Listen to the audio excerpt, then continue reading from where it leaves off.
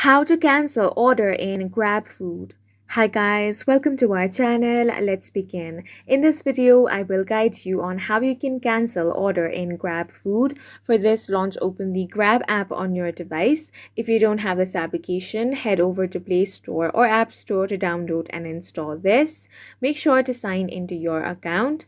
Now, you want to tap on the activity option over here and you will be able to view all of your orders here. Now, if you want to cancel any of your orders, you want to tap on the account option at the bottom right corner of your screen.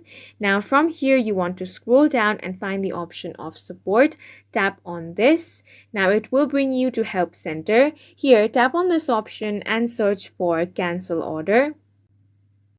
Now, it's going to give you two options over here. The first one is to cancel order in the Grabfood app, and the second one is to cancel it in the browser. You can select whichever you want. Then you will have to enter the details about your order. After that, you also want to select a valid reason for why you want to cancel your order.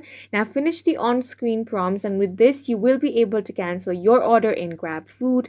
And that's it for this video. If you found it helpful, please make sure to hit the like button and subscribe for more videos like this.